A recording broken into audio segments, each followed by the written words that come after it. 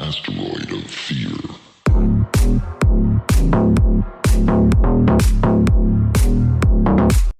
Hey everyone, welcome to another episode of the Men of the House podcast, and it is Unfiltered Friday, where we're leaving everything uncut, and we're going to go deeper than any corner in the office and higher than any floor I could have ever been on if I'd stayed in corporate.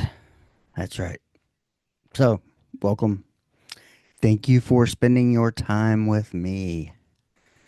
Yes, the one commodity we can't get more of, unless you're Magic Johnson.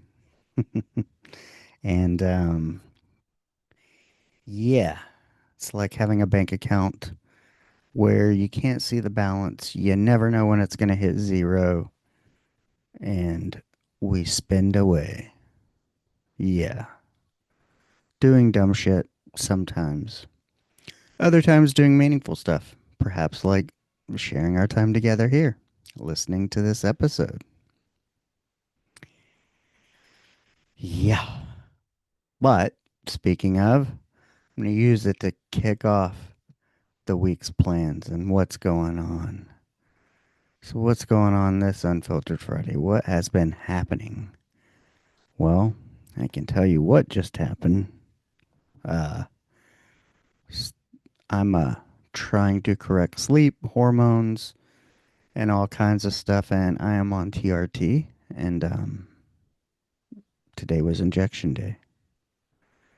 My lovely wife, I'm going to throw the needles into the Coke bottle, the sharps container, and when I look at the syringe, there's like still half a dose in there. And I'm like, uh, and she's like, well, I was pushing hard and I didn't want to push too hard. And I go, well, you didn't want to push too hard. Now we have to do it twice. So I got a band aid on each ass cheek right now. They're Reese's band aids. Yep. Reese's Pieces. Yeah. When you have kids, you have tons of band aids, all kinds. Feel like even though it wasn't necessary, my daughter would like buy band-aids, maybe obsessed with band-aids, like designer band-aids. You go to like Dollar Tree and they got all kinds um from camo and characters. And so yeah, it was always like, a dollar box here, a dollar box there, and we combine them, and you need all sizes. Let's face it, when you got kids. Um oh, plus our time taken care of with Buck. Yeah, kids and old people, you need band-aids. But I gotta quit saying that word. Um, that one too. Yeah. So we are gearing up to head out on family vacation. That's right. Maybe I'll tell you about it afterwards. I want to tell everybody where I'm going. But we're going somewhere we've never been before. Airbnb. You might have heard that fiasco, my troubles with them. And yeah, I'm excited. So initially, I wasn't very excited for a couple of reasons. Number one, I'm into self improvement, self development. So, downtime, sometimes it seems hard, but it actually is because you feel like you could be home working. If there's always a choice of, usually I'm in the camp of stay at home and work. And because I've pissed away enough time, fucked off enough time that I don't need to fuck off any more time. So yeah, vacation is not high on the list of things I like to do, um, because it is the opposite of productivity. Yeah. Um, and therefore, two was I wasn't super happy with Airbnb and those issues, dicking around with them. So there was a part of me that was like, I don't even want to fucking take this vacation. Can't say it too loud. Wife's in the other room. But I told her, I mean, when I feel like I could be doing something else that's kind of productive, then it's hard because, yeah, I'm going to have to reschedule some interviews. I'm not going to take the rig with me. And so, more of a mental state is where it impacts me. Is if, like, I don't explain this to my wife, this concept, then, I might come off as like, oh, he doesn't want to be here, um, which is not true. I just have trouble relaxing a bit. But I kind of had this aha moment today of I need a little reset, and this is going to be said reset. So I'm kind of looking forward to it, disconnecting a bit, if you will, um, which I have been kind of disconnected the past couple weeks. So if we go back a couple weeks, it was like I felt like I had a little episode where I was melting down. I know I had one about October. Um, yeah, I track them. I track the meltdowns, if you will. And yeah, after this one, I was like, some shit's got to change. It's like with all the weight loss, all this kind of stuff, getting off 9 medications down to one. It's like you got a new baseline. And, like I said before, I've been tracking kind of these low points I hit, how often they come, and whatnot. And, it was time to see the doc. Say, hey, you know, there is there's a possibility of a true chemical imbalance. I mean, I have family members that are bipolar, and that shit, I think it's hereditary. And if not, I'm certain somebody in the comments can correct me. But, when you have family members like that close to you and you have your little spells or episodes, I call them, um, yeah, it's worth investigating. And, you know, the hardest part of it, as you can probably hear it in my voice, is, it's that admission to self of, hey, there might be something actually a little off. Um, that's beyond my control, chemically. And so, yeah, I went and saw the doc, um, trying out a head med, low dose, of course, and signed up for some therapy. Had a kind of intro session, and I'll have my first real session this week.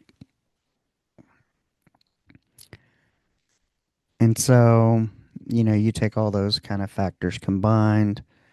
Airbnb wasn't doing anything positive for it, that whole fiasco. And, like going into the second week of the meds, and these meds, they take 3, 4, 5 weeks, 6 weeks to build up in your system. And so, as we approach the end of week 2 and head into week 3, I'm seeing this trip now kind of as a little control alt delete, little reset. And yeah, I might do some editing. Like, I'm going to take the laptop and stuff. I'm just not taking Scarlett over here. or any mics or ring stands or anything like that. But I will do some editing and other stuff. I said I need to be working on building the community, but I'm not going to have any interviews. And that's going to give me a little bit of time to reset. I had to cancel a few. I apologize if you were the one of the cancellations, but starting this new medicine, it's given me all kinds of feelings and um, yeah, doing things to my body, making me tired, and part of me is just tired anyway. So I've been doing a lot of sleep, and you know, 3 generations of the women in my life went to the DFW Metroplex last week for a little shopping, a little back to school, and so Daddy had a little downtime and got to sleep, rest, relax. Didn't cook. I just slept a lot. And that's the thing is, if I can, then I have to take advantage of it because I'm not a great sleeper. And yeah, kind of forgot where I was going with that. But basically, yeah, 3 weeks ago, meltdown, had meds, therapy, did a bunch of podcasts, which were difficult. Some of it, man, it was just taking everything I had just to fucking make it through the day. It seemed like some days as this med kicks in and, my body was shot and, tracking with Whoop, I had like 9 red recovery days. And I finally got a green one on the 10th day, but that was my first green recovery in like 20 something days. So, not good. Um, so yeah, I felt like my body was kind of trashed. It was, let's see, it's kind of like had meltdown, had labs were slightly off, and could feel it. You look at the numbers and then you're like, man, I feel like shit. And yeah, I could feel that. And so started working to correct that. And kind of sleep consistency has been a big thing because mine would be like 3 or 4, for days and days. And then like I might get 11 hours one day, but then that screws me up, kicks me off. And, the next day I'm back to like 1 hour. And so I'm really trying to stay like 6 and above. Although I had a 4 last night, a 5 one other day, but I'm staying pretty good, like shrinking the hours needed versus hours gotten, if you look at a Whoop chart, but narrowing that gap to keep it more consistent and sustainable. And yeah, it's kind of been working somewhat. Makes a little bit of difference in how I feel. But, I am still tired and unable to sleep uh, sometimes. It's like when I'm tired and I can sleep, I'm don't have the availability. And then when I am asleep or dozing off in a good place, um, somebody close to me, could be my wife or my dad, will say something and wake me up. If it's that kind of like natural, just pass out. See, yeah, that's what I've been battling. Head meds, sleep, hormones, all of it combined. They're all related. All of it's connected. And I'm hoping that will lead to me not losing my cool. And it's working, actually, I know. Because I've had a couple of instances in my Uber adventures of whether it's traffic and you're like, mother effer, just get out of the way, go already. Come on, mouth breather, get off your phone, pay attention to the light. Um, shouldn't take that long for it to fucking register that the light's green.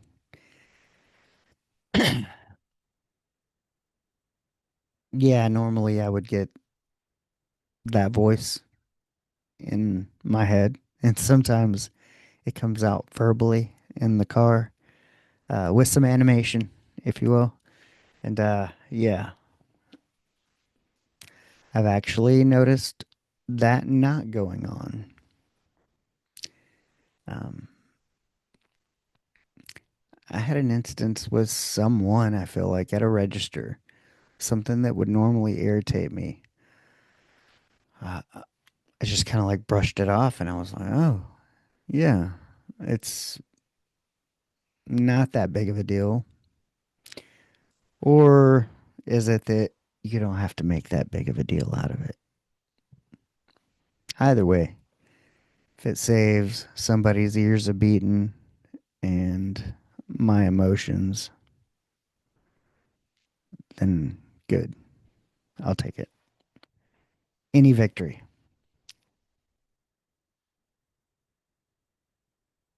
But yeah, we're going to reset on this little trip here. So, what am I going to do? I'm going to edit. I'm going to work on the community. I'm going to journal. I'm going to a book. That's what I need. I need to take a good book. Any recommendations? Although this will be over by the time uh, I will have already launched into action by the time you're able to reply. But yeah, I'm going to take a good book. Of course, I have audiobooks, podcasts, and just going to enjoy. Speaking of which, part of the process of me kind of weaving myself back on track into the podcast scheduling game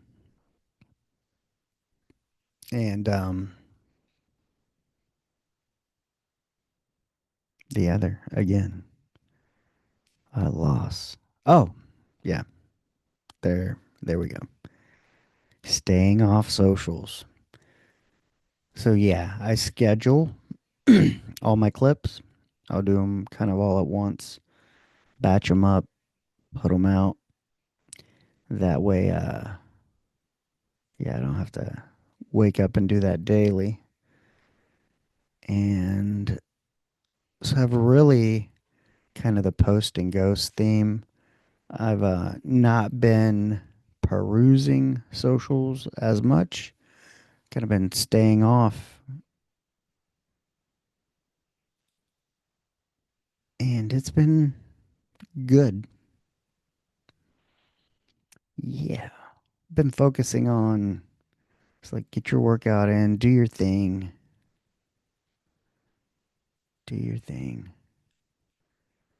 stay off socials. They're depressing. Oh yeah, yeah, yeah, man.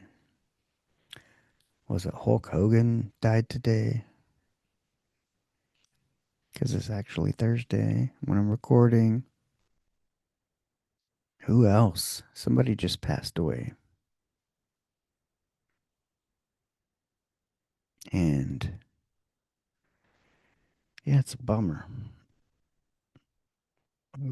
Let's Google who passed away this week. Ozzy Osbourne. There we go. Oh shit. And Malcolm Jamal Warner. Fucking Theo. Theo Huxtable, man. Hulk Hogan and Ozzy, the Prince of Darkness. Fun fact. And one of the nurses used to work for me. Aaron, thank you for posting it. Ozzy Osbourne was banned from coming to Tyler, Texas, where I live. Um, because this was a very conservative community at that time in the 80s, and Ozzy Osbourne was satanic. Oh, so they thought. And yeah, they had a protest and they banned the shit out of him. I was a kid. I was like 8 years old, probably nine. I didn't really understand it. Well, you got to remember to put things in context. These are the years during Halloween that they would pass out like publications for the kids to read, maybe to take home to your parents, talking about razor blades and apples and all kinds of crazy shit. Has anybody ever seen how do you get a razor blade and an apple? Come on. What the fuck? Really? Yeah. So they banned the shit out of him. He was satanic. And now they're probably paying tribute to him. Fucking suckers, hypocrites.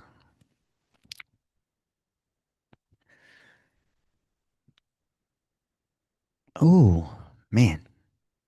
Religion is for people who need religion. This is a very religious town. You can imagine it needs some religion. Maybe all the people here are in need. Hmm. Yeah, so those three, man. Three huge ones, especially as a Gen Xer, man. Theo Huxtable. I love The Cosby Show. Yeah. It's like, I don't know. You make all the fucking arguments you want. It's like Chick fil A had their whole deal and people banned and boycotted that. And I was like, I don't go there for my politics or religion. I go there because they make a good chicken sandwich. You know, The Cosby Show. Yeah, it's got his name outside of him as a human. I thought the show was great. And there's very special times of, my wife and I working nights that I specifically remember.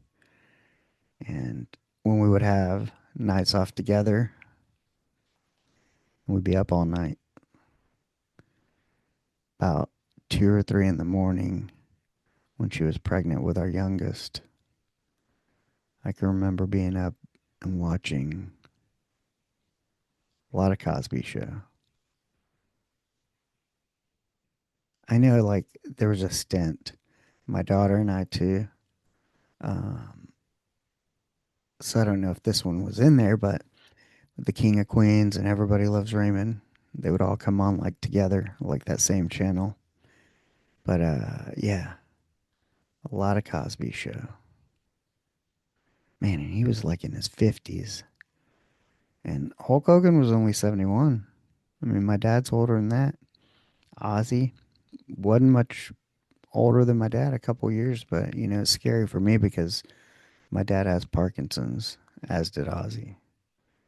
My dad's dad, Uncle Short, my grandpa Shorty, um, he had Parkinson's. So thank you. That's what I get to look forward to, potentially, while I'm out here doing everything I can. Hitting up the creatine, because we have the Alzheimer's on the other side.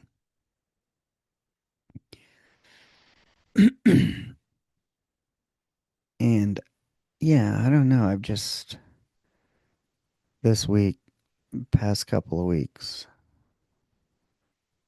I don't know who, what. Ooh, see the reflection of my new on clouds in the laptop there. Whoa, whoa, whoa. For all the listeners, looks next to the venison sticker. Venison, what's up? I road trip to venison. Jared. Yeah,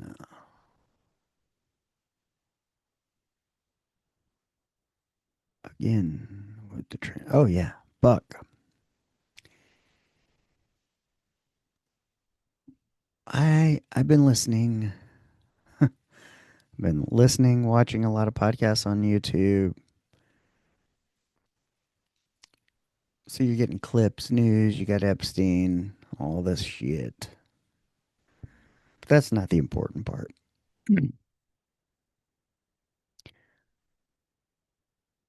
It's I started taking care of Buck in October. October 12th was the day we busted him out of rehab. My wife, my daughter, my mom were somewhere. It was Columbus Day weekend, so there was no school. They went out of town. We busted them out. Heavy election coverage. So, Buck, huge Fox News guy. So, I had to watch a lot of Fox News. Watch the election, and it was interesting talking to Buck, talking about growing up in a Democratic household and how Eisenhower shifted views and his family kind of switched from being Democrats to Republican. And you have to remember these times. He was born in 1927. And so his views, they come from a specific era. His parents living through the Great Depression. But, him kind of telling me, hey,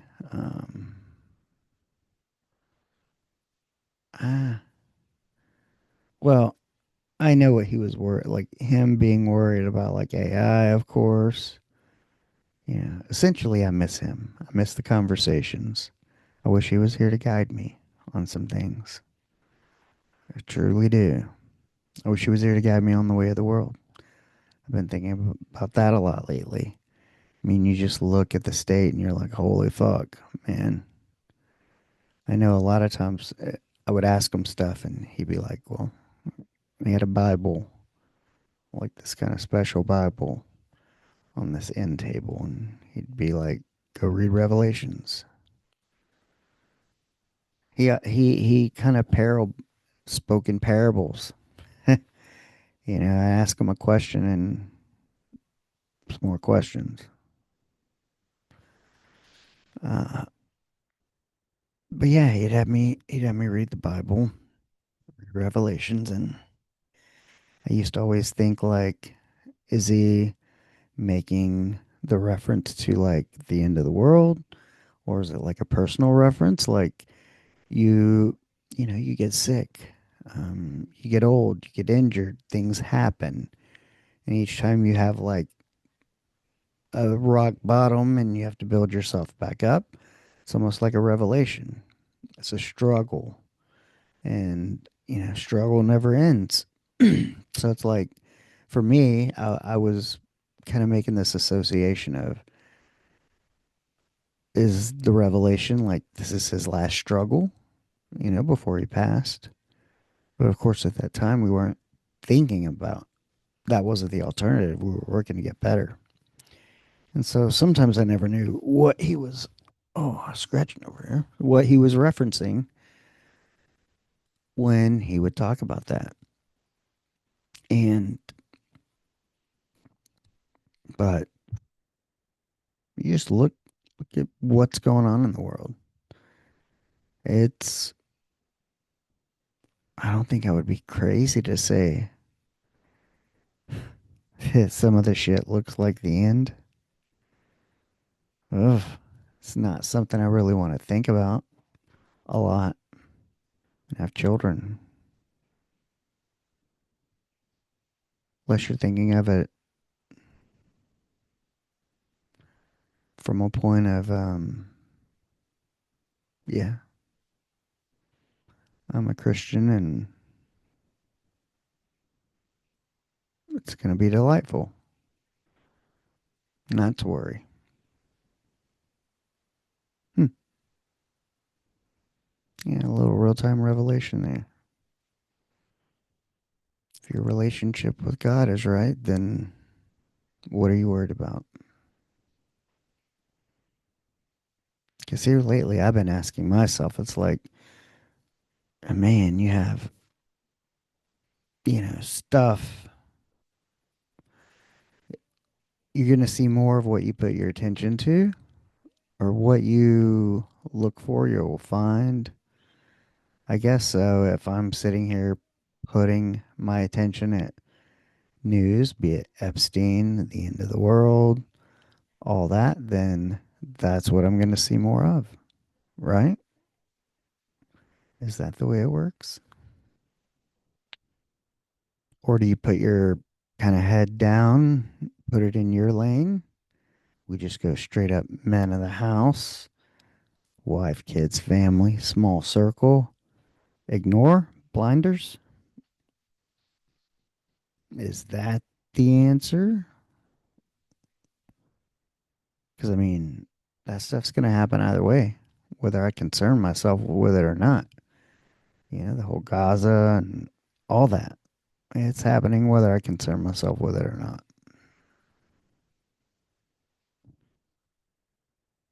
But yeah, it is concerning to look at all of it, to look at humanity or lack thereof.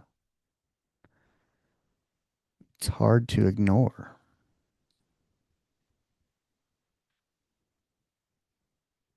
but you can also, you got to put your head down. Do you make your difference to the people around you?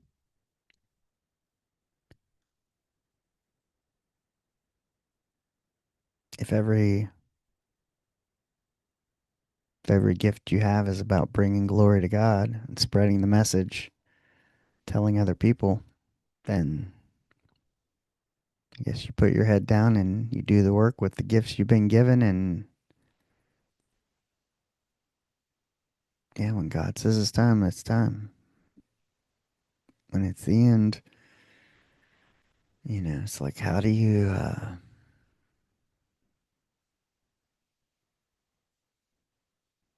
don't know. Suppose heaven would be quite the same. You're still the person you are, a person of service, kindness, compassion, your values. I guess, I don't know. This is why I miss Buck. This is why I wish he was here. Wish he was here to guide me through these conversations, through these thoughts.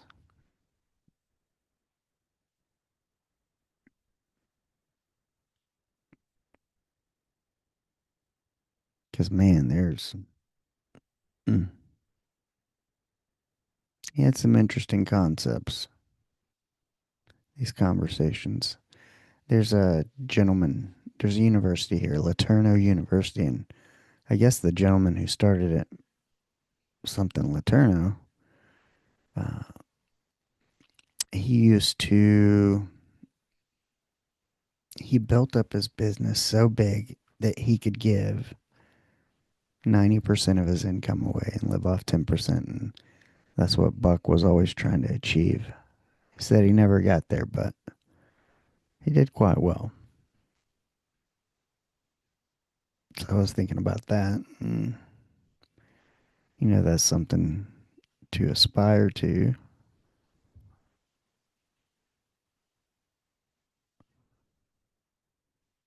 But yeah, and that kind of, I don't know, led into thoughts of these weird thoughts of as I'm trying to figure out, I've always been a people pleaser. Try to figure out who am I trying to please. Well, I think every little boy wants their please their father at some point. I think I did that, and then as a boy or man, you also have to have that thing with your father where you're like, no, I know what's best for me, and kick rocks. I think every man has to have that with their father at some point. And then there's the mother. which is a little bit different. Boys, how we view our moms. The expectations. Because I had this thing of, had this weird thought last night as I was laying down of kind of, let's say it had to do with like achievement, but it was this thought and concept around why am I hard on myself? Um, I was trying to figure out if the perfectionism was projected onto me by parents or self. Can we self project like, or have expectations of excellence, even though nobody else has projected that onto us? And why, if that makes sense? You know, as a parent, you're like, no, I don't expect my kids to be perfect. I just want them to do their best and know that I love them. So if I take that same premise and apply that to me from my parents' point of view, then of course they wouldn't expect me to be perfect. And of course they're going to push me to do things that I'm gifted towards, or I don't know, that have benefit. But where in the part where I fail or don't do good enough, where that how you come down hard on yourself for that because you didn't do it well enough. If your parents didn't tell you and they don't expect that of you, how do we get to expect it from ourselves? I guess is the question. Nobody ever sat me down and said, "Oh, I expect excellence. Anything less than is unacceptable." But it's almost like I would say that to myself.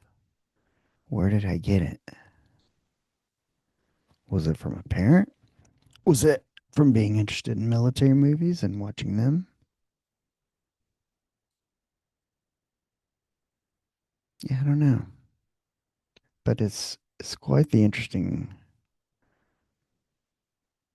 as we have these moments and we figure things out and you're like, well, because I said you have to have that moment as a man where you tell your father, your parents, whoever, I I want to do what I want to do. I want to choose what I think is best for me. I don't want for you guys to choose, and I don't want to do what you guys think is best for me.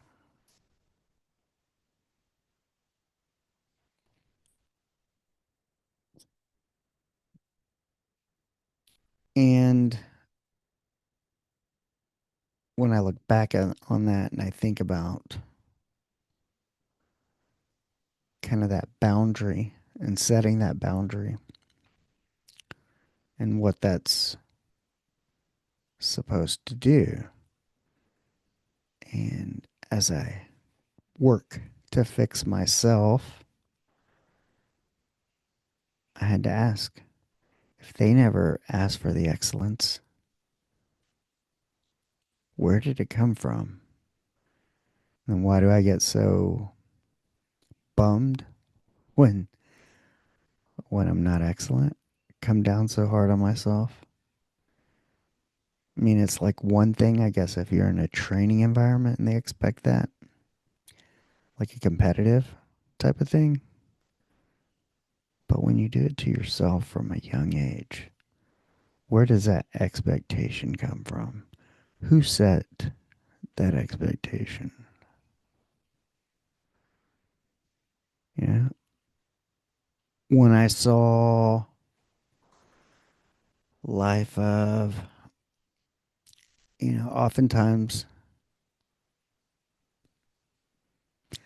like me, I have trouble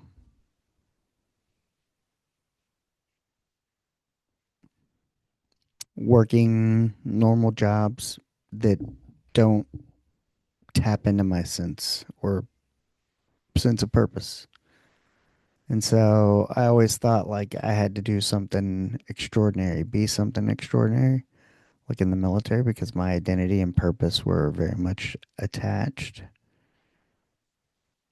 And so I would look and,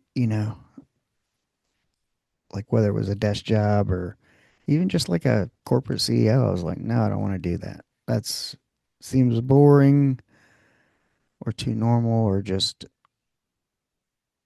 I don't know. It seems attainable.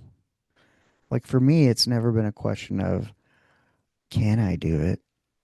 I've often thought I can for many things, but will it be worth it? And do I really want to do it?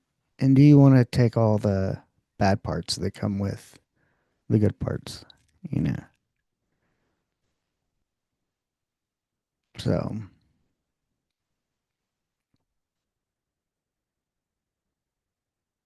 I've often asked that question. And I'm not trying to be unkind when I say like normal job. That's just kind of how I referred to that as a child. Like I looked at like, oh, I think I wanted to be in the military and then probably go into a federal agency or something. Those were kind of like my childhood dreams, which seemed exciting. And so yeah, you look at the other stuff and go, no, like that wasn't going to do it for me. Was it the adrenaline? Was it the camaraderie? What part of it was not normal that attracted me? I think maybe it's lifestyle. Like, I always looked at stuff like musicians, um, military, stuff like that. Move fast, pack light, move fast. Um, and what those roles represented to the person, like perhaps it was their purpose. Yeah, I'm trying to dissect this all and figure myself out, if that makes sense. To figure out what drove me or what continues to. There's nobody telling me like you have to be excellent. I mean, of course, I think with anything you do is a point of self-respect and self-pride that I want to do excellent in everything I do. Um, could it just be that? Is that where it came from? But the flaw in that thinking is, hey,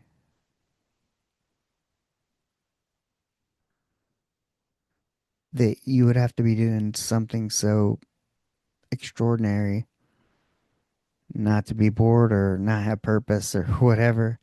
You know what I'm saying? I'm like, oh, yeah, flawed childhood thinking, I guess, if you will.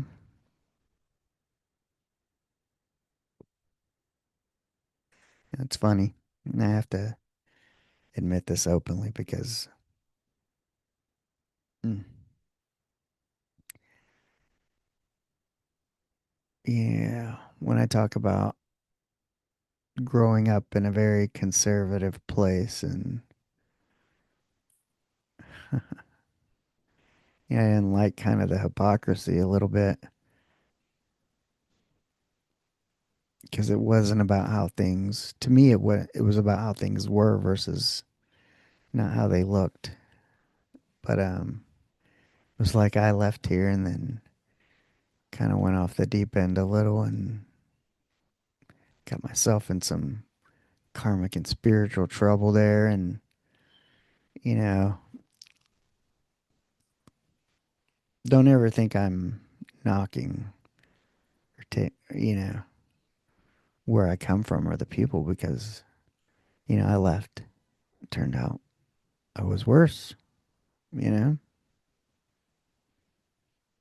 So, yeah. I mean, I didn't do all the stuff in high school. I didn't participate.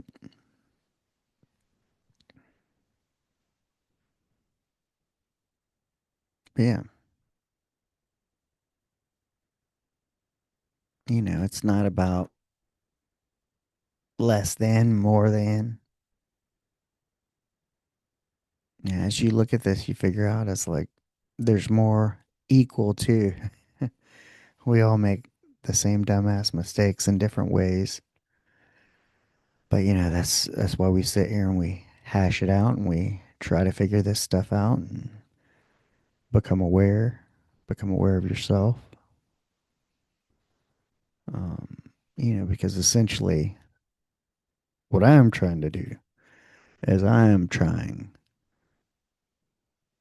Yeah, if I've always been a people pleaser,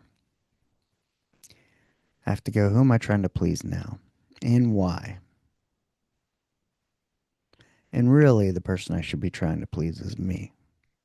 And that's always been my struggle is, you know, yeah, you love your parents. Yes, you want to listen to their advice. Was I able to have that with my dad? No. Because I was like, am I secretly trying to please my mom? I don't think so. Because, I mean, back in the day, like, for her, me just not shipping off would have made her happy. She's like, I don't care. I just prefer you stay close to home. That's what she wanted. But she doesn't verbalize, she doesn't talk.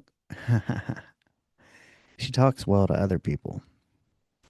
She's a translator and communicator in a professional setting. Uh, Sometimes within family, not so much. But we all know how that goes.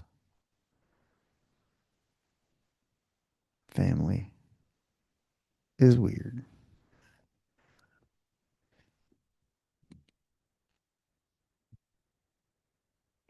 But yeah, I don't think I have any reason to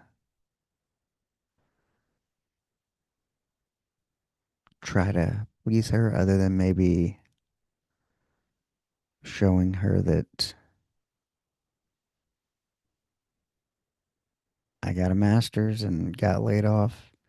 Just like she got laid off 25 years. She'd been there 25 years, same company, same place I was born. Um, and I can remember always how I felt about that, feeling like it was just so wrong.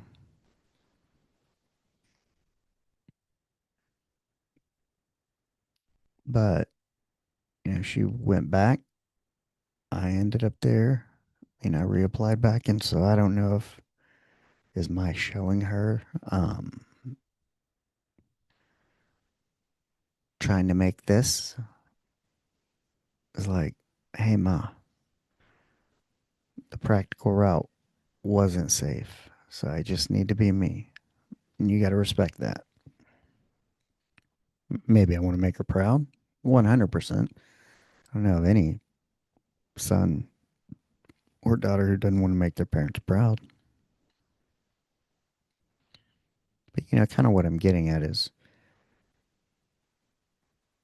I have done so much for so many for a long time. And I can actually do for me what I want. I got the love and support. I got the intelligence. Um, but yeah, Sometimes there's self trust issues because, hey,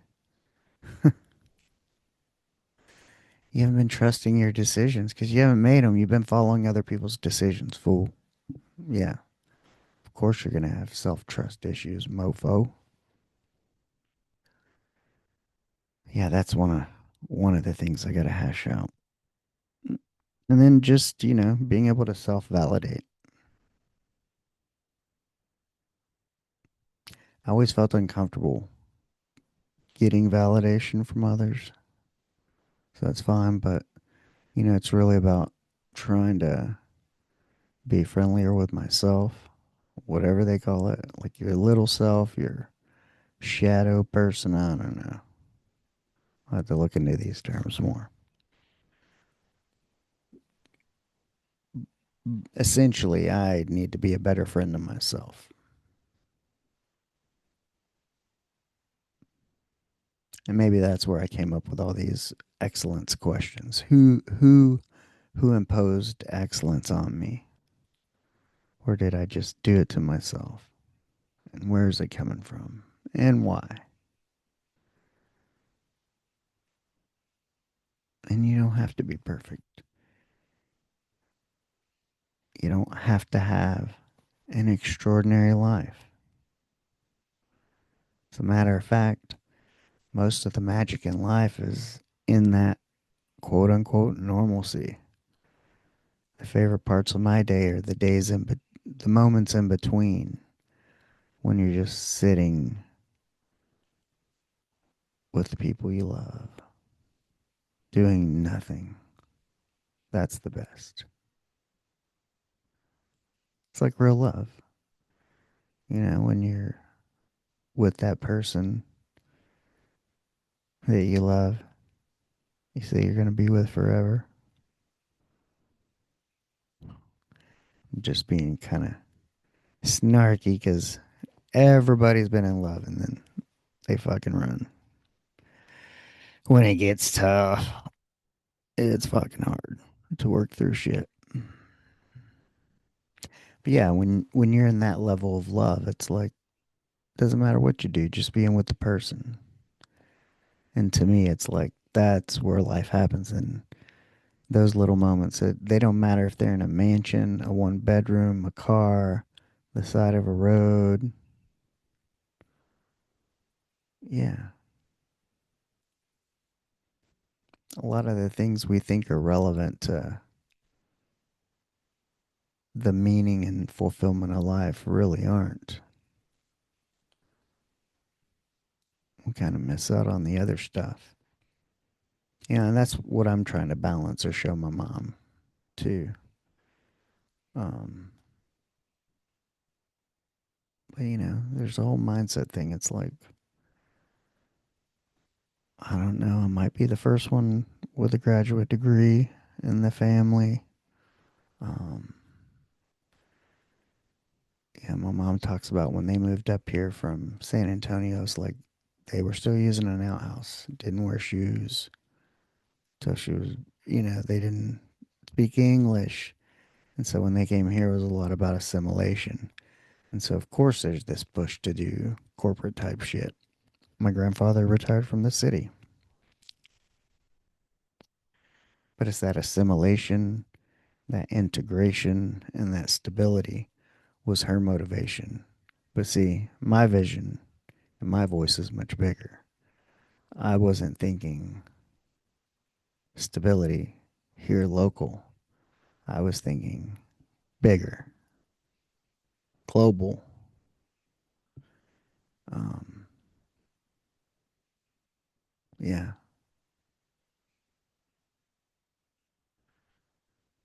there weren't a lot of brown people when they arrived, hence the assimilation.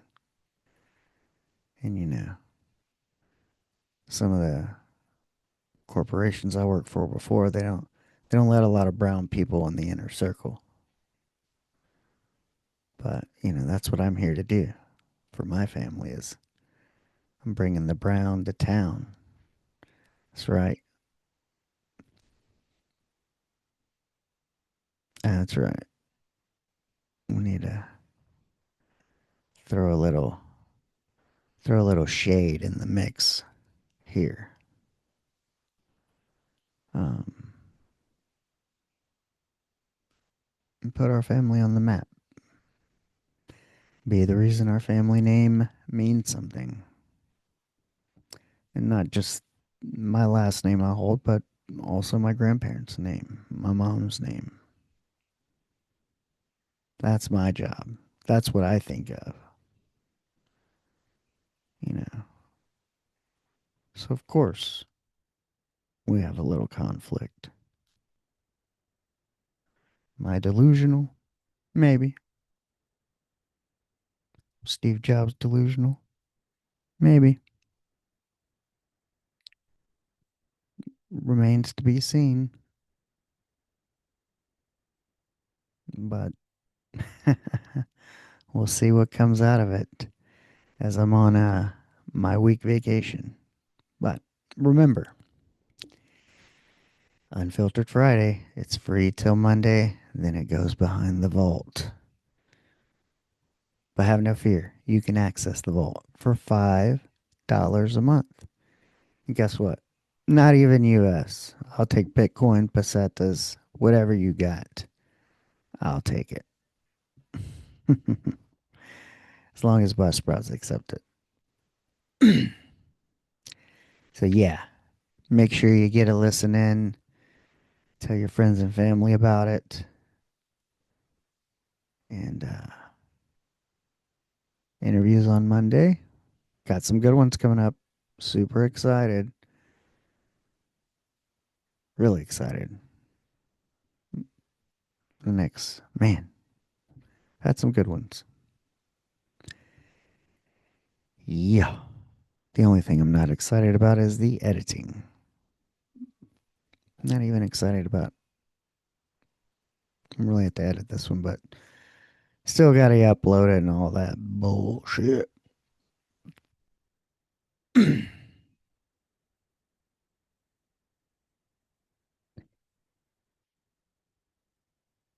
Like any job, there's parts of it. If you want to do the good part, you got to do the bad part too. Kind of blows, but it is what it is. So, hmm, let's see if we can. No, no, no. Let's see if we.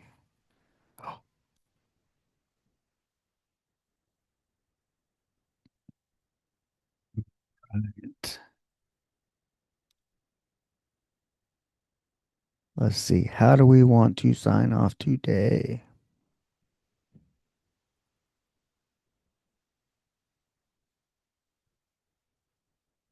Mm, mm, mm, mm, mm.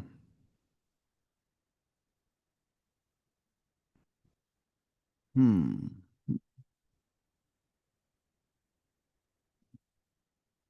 No chance. Hmm.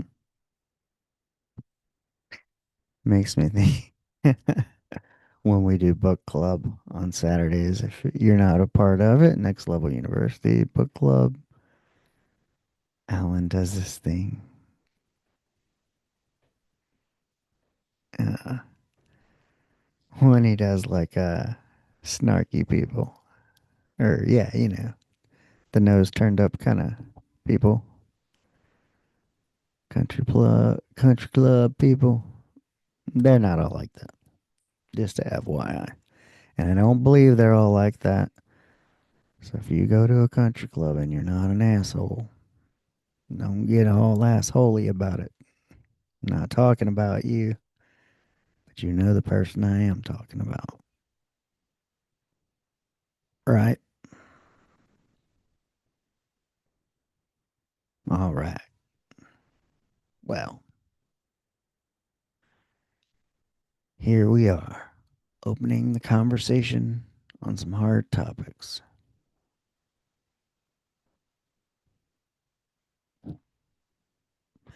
But that's what we do over here. Like I said, we're going far beyond the corner office and higher than any floor. So until next time, go out and be the person that you want to meet. And if you want honesty, lead with truth. Peace.